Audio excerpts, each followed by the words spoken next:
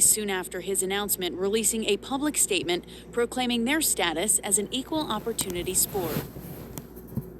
So, is the sport ready for a gay driver?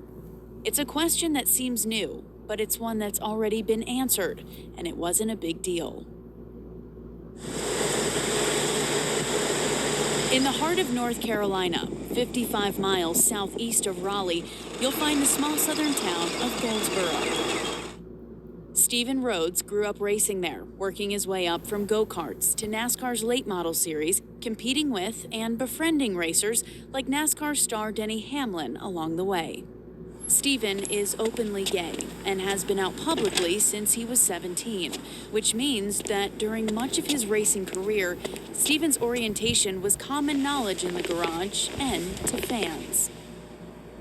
Everyone knew, everyone was aware.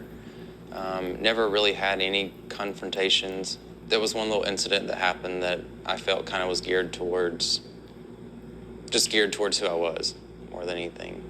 And that kind of made me second guess the sport for a second. But at the end of the day, it didn't really bother me. His racing career also included a brief stint in NASCAR's Truck Series, which means NASCAR's first openly gay driver suited up over 10 years ago. Just no one noticed.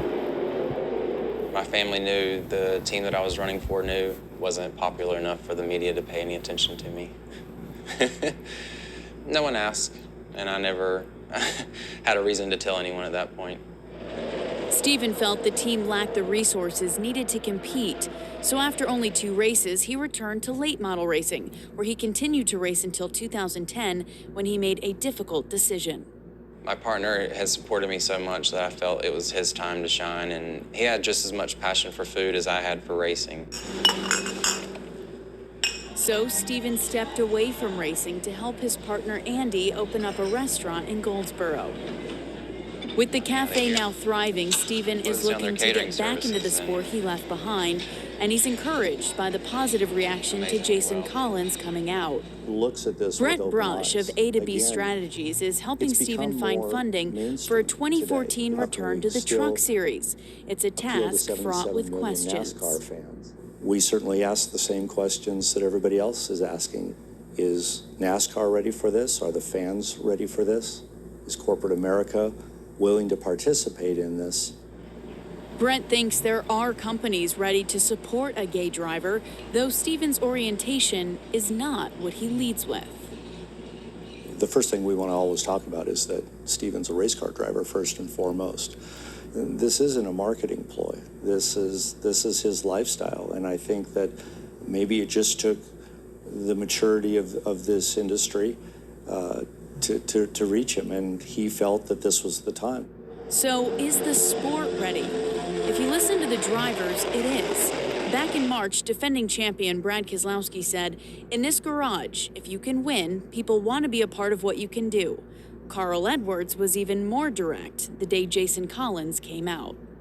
Well, I don't really think it would be that big of an issue. I mean, at the end of the day, I always tell people one of the greatest things about auto racing is you don't have to be a certain size, shape, color, gender. If you can go out there and you can drive a race car and you can do it well, you're a respected race car driver, and that's it in NASCAR.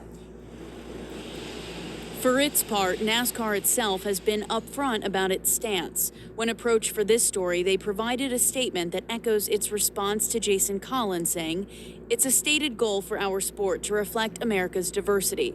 Exclusion or intolerance of any kind, whether behind the wheel, on pit road, or in the garage, is not part of that philosophy."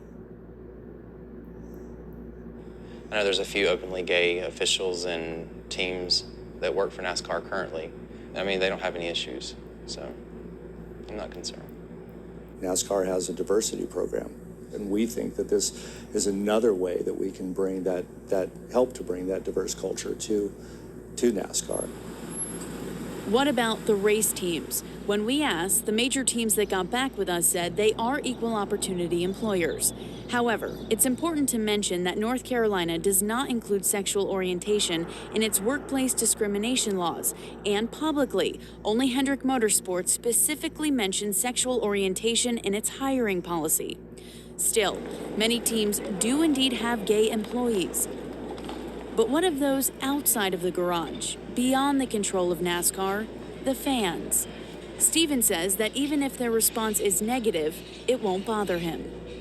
I don't think going into a sport, having to face the ones that either like me or don't like me is anything different than I live every day. I live in the South. I know that NASCAR has a conservative Southern fan base, and I'm not going to try and change anyone's minds and their opinions. They're either going to like me or they're going to hate me.